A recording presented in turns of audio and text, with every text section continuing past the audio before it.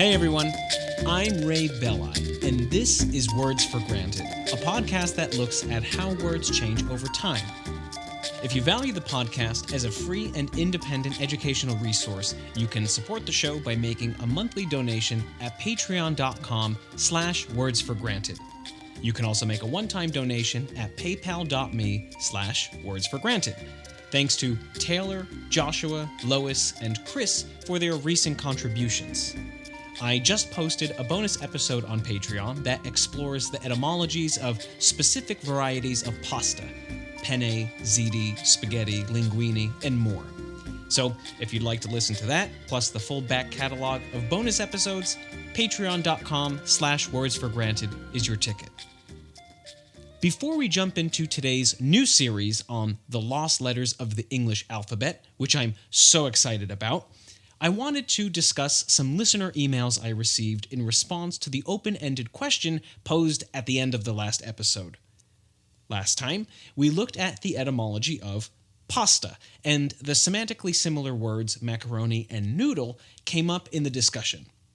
Because the meanings of these words have such a degree of overlap, I had a sense that we probably don't all use them in exactly the same way, and based on the listener emails I received over the last few weeks, I was right. So, I said that in colloquial usage, macaroni and pasta are synonyms, excluding stuffed pastas like manicotti or tortellini. Those wouldn't count as macaroni. It turns out that many of you don't agree with me, and apparently neither does the dictionary. But yet, some of you do agree with me, so I'm not entirely alone here.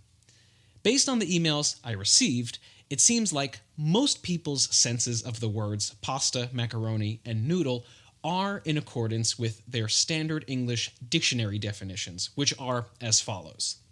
Pasta, a dish originally from Italy consisting of dough made from durum wheat and water, extruded or stamped into various shapes, and typically cooked in boiling water.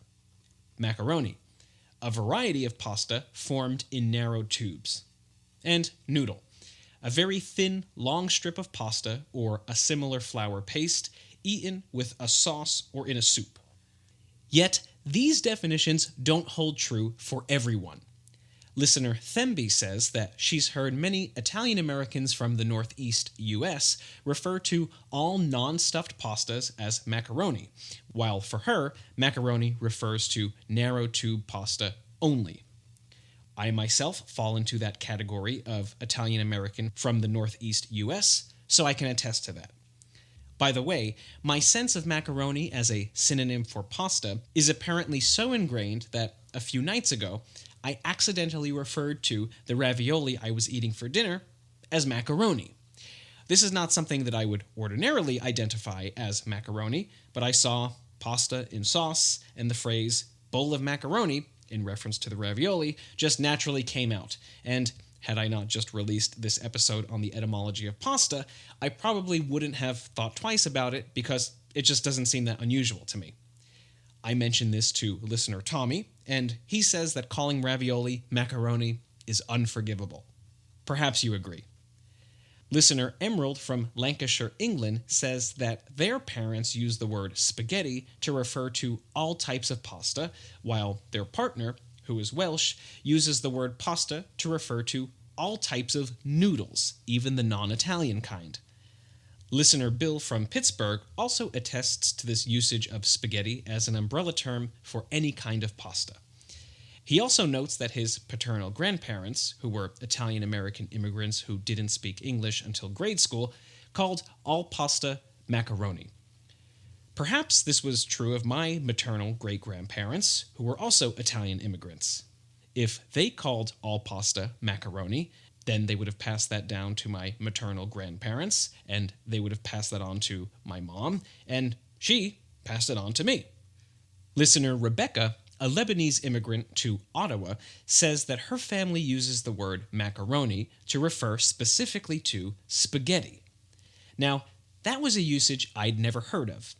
I suspected that it was unique to Rebecca's familect, or the words, expressions, and phrases given meaning within a particular family, but when I pressed her further on this, She said that it was actually common among English-speaking Lebanese communities, both in Lebanon itself and in North America.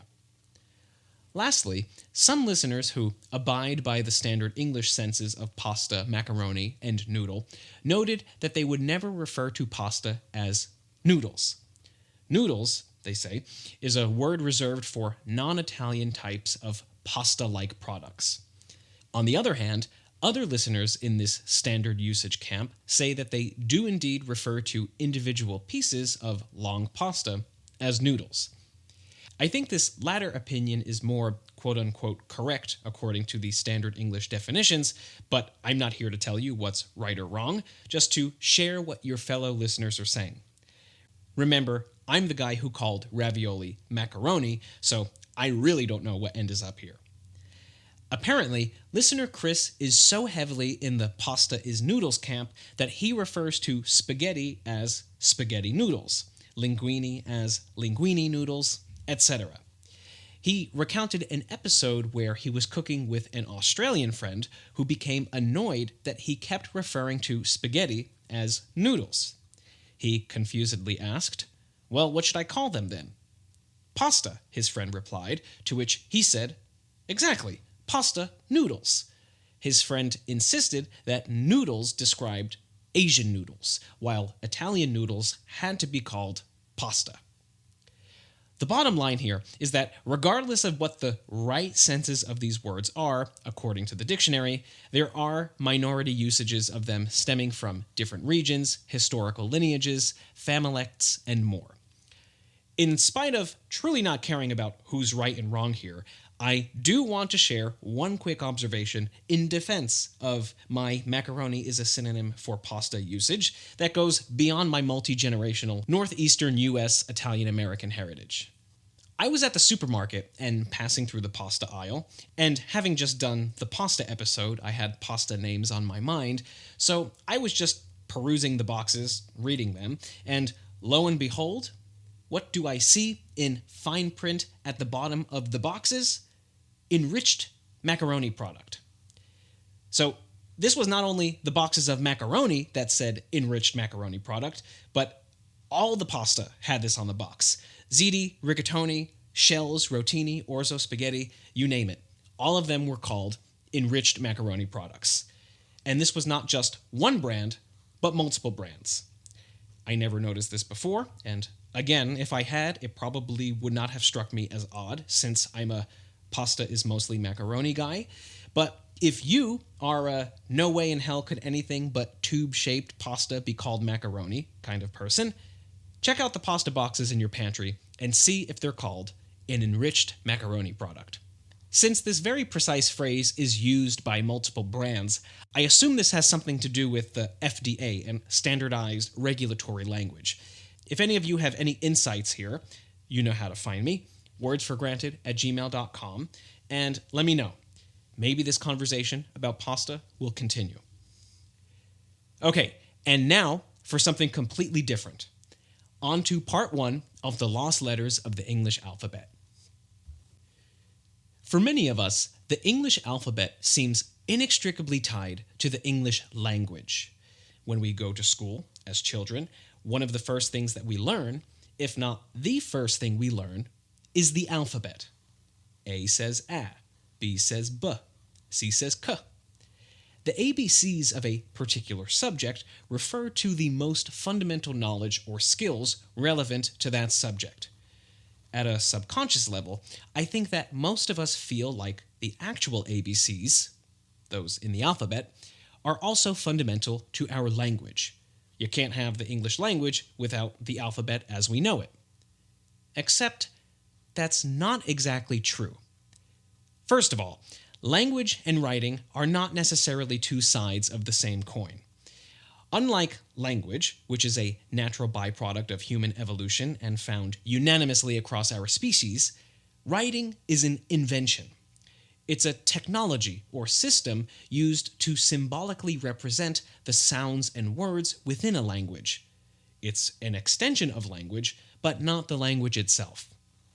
Homo sapiens have been speaking languages for anywhere between 50,000 and 200,000 years, while writing was only invented about 5,500 years ago. And before modern initiatives of mass education, writing and reading didn't really flourish as democratically accessible skills. While we've never encountered a people or society without language, plenty of societies, sophisticated societies at that, have existed without writing. Coincidentally, the wonderful podcast Lingthusiasm, hosted by Lauren Gahn and Gretchen McCulloch, recently did an episode on this topic of writing as a technology, so after you listen to this episode, if you want to learn more on this topic, I encourage you to check it out. You can find a link in the show notes. The tagline of Words for Granted is a podcast that looks at how words change over time. But perhaps a more accurate tagline is how language changes over time. While it's true that we usually focus on the changes experienced by individual words in this show, we often use these word-specific changes as a way of studying changes experienced by language at large. One of the most common kinds of changes that occurs at the language level is sound change. Since the alphabet represents a language's sounds, and these sounds are by their very nature prone to change over time, it follows that an alphabet is prone to change over time too. Now, this may cause a knee-jerk reaction in some of you. The alphabet just seems so authoritative and fixed, doesn't it? It does. But the whole point of this introduction is to unbuckle our attachment to the alphabet as it is. In reality, the English alphabet as it is not the way it always has been, and for that matter, is not the way it needs to stay in the future. Spoiler alert, the English alphabet was not the first alphabet used to write the English language. So much for the ABCs being fundamental to English. While the future of the English alphabet is an interesting speculative conversation we could have, in today's discussion, I'd like to focus on our alphabet's past. If we trace the English alphabet back to its oldest roots, it's changed a lot. The modern English alphabet is a derivative of the Latin alphabet, which is most likely a derivative of the Etruscan alphabet, which is a derivative of the Greek alphabet, which is a derivative of the Phoenician alphabet, which is ultimately a derivative of Egyptian hieroglyphs, which are not an alphabet. An alphabet, by definition, is a set of symbols that correspond to a language's individual sounds. Through trade and cultural contact, the first true alphabet, the Phoenician alphabet, crossed continents, languages, and language families. After several centuries, it made its way from its homeland in the Levant to Greece, to Italy, and finally to the British Isles. Along the way, letters were deleted, added, and reassigned to new sounds in order to reflect the characteristics of the new languages for which it was being adopted. Some of the most drastic changes in the alphabet took place early on.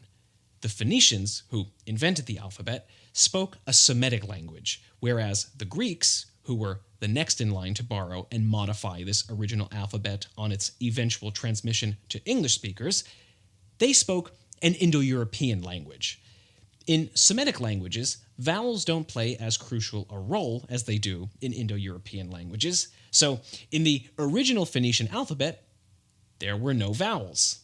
Other Semitic languages whose speakers borrowed the Phoenician alphabet inherited this convention of vowelless writing, the best known today of which are Hebrew and Arabic. These languages' alphabets don't have dedicated letters to represent vowels, but rather they use diacritic marks that are written above or under consonants to indicate what vowels should be pronounced in the word. However, these diacritic marks are optional and were innovated after the alphabets themselves were developed.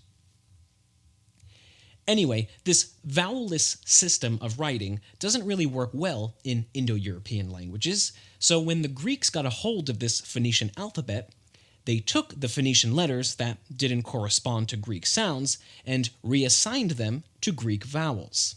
For example, the Phoenician letter aleph, whose symbol is the ancestor to the Greek alpha and ultimately the letter A, represented a glottal stop sound found in the Phoenician language that was not prevalent in Greek. When the Etruscans, neighbors of the Romans on the Italian peninsula, borrowed the Greek alphabet, They ditched the Greek letters upsilon and zeta because they didn't correspond to sounds in the Etruscan language. They didn't need them. When the Latin-speaking Romans borrowed the alphabet from the Etruscans, they inherited an alphabet without upsilon and zeta.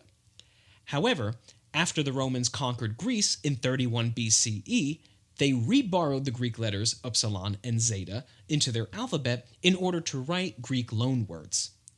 Upsilon and zeta would pass into English as Y and Z, respectively, and this late reborrowing in the history of the alphabet explains why Y and Z are placed at the end. Not only were letters deleted, added, and reassigned to new phonetic values as the alphabet was passed from language to language, the actual shapes of the alphabet's letters changed too.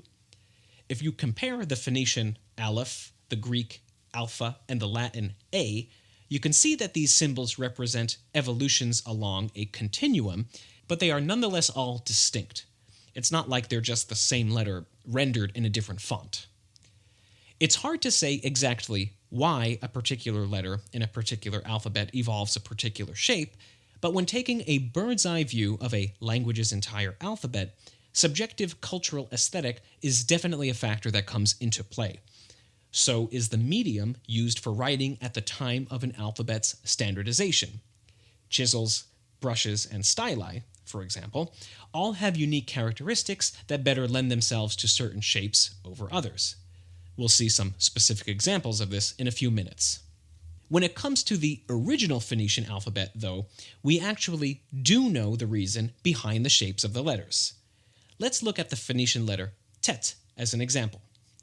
The letter tet is shaped like a circle with an X inside of it. It kind of looks like a wheel. As it turns out, the Phoenician word for wheel was tet. So the shapes of letters in the original Phoenician alphabet were actually based on objects in the world. The names of these letters were identical to the names of the objects they were based on, and the sounds associated with these letters were derived from the first sound in the names of the object on which they were based. So the sound associated with the letter tet was t. As the Phoenician alphabet was borrowed by speakers of other languages, its letters lost their symbolic correspondence to things in the world, and as a result, the shapes of letters were allowed to become more abstract. They were able to become more arbitrary and stylized symbols. All of this may seem like a far cry away from the English alphabet, and it is. But this overview is meant to provide some context to help you understand how alphabets and writing systems change over time in general. It's also meant to serve as a reminder that before the Greeks borrowed the Phoenician alphabet, they were getting along just fine speaking Greek. Before the Romans borrowed the Etruscan alphabet, they were getting along just fine speaking Latin. And of course, before the Anglo-Saxons borrowed the Latin alphabet, they were getting along just fine speaking Old English. So, a language is not its alphabet.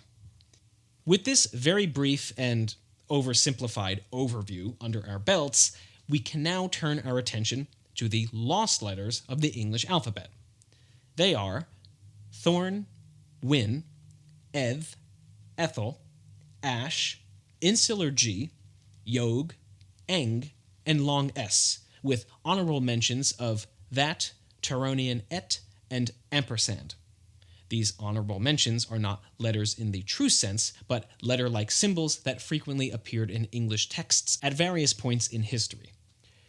Obviously, we are at a real disadvantage here because this is an audio podcast and I can't print these letters on a page for you or show you a picture. So in future episodes, I'll be including pictures on the website, links in the show notes, etc. But for now, in this overview, I don't feel like it's important to get in the weeds describing what these letters look like. Don't worry, we'll cover them one by one in detail next time. In order for letters to be lost, first, they need to come into existence. Two of the English alphabet's lost letters, thorn and wynn, actually predate the Latin script used to write English today. As I alluded to earlier, the Latin script was not the original writing system used to write English. Before the introduction of the Latin script to the Anglo-Saxons by Irish missionaries, Old English was written in a runic alphabet. A runic alphabet consists of runes, which, like the Latin letters, are symbols that correspond to individual sounds.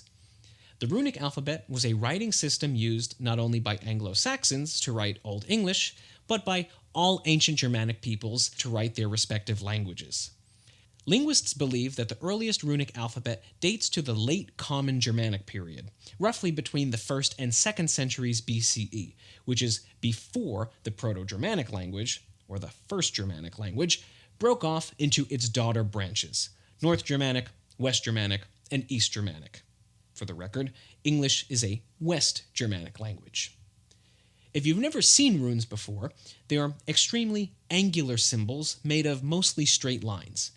I've posted a link to some charts and pictures in the show notes, and also posted some photos on the website. The runes had to have this angular, straight-lined aesthetic because runes were initially carved in wood, stone, or metal, and it's hard to make loops and other circular shapes with a chisel-like implement. Interestingly, early runic symbols lack horizontal lines because horizontal lines are difficult to read against the natural grain of wood. So, did the ancient Germanic tribes come up with the runic alphabet by themselves? No. There's a general consensus among historical linguists that the runic alphabet is an adaptation of an old italic alphabet. This means that it's ultimately derived from the Phoenician alphabet as well. The term italic here simply refers to an alphabet in use on the Italian peninsula, not to a particular language family.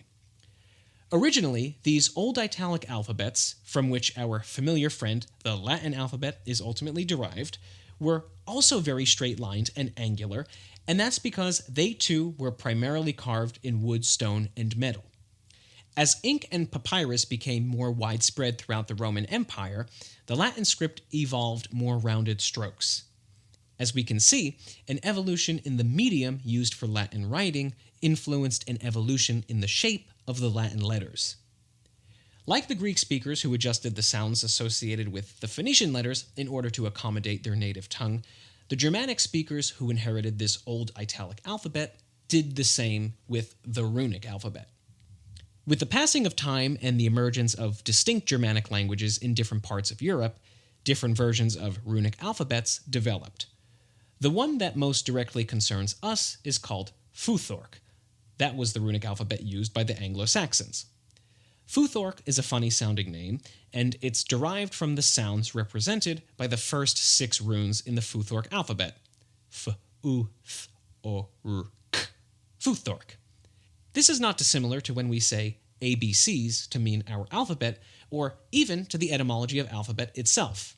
Alphabet derives from the name of the first 2 letters in the Greek alphabet, alpha and beta, whence we get the first 2 letters of the English alphabet, A and B.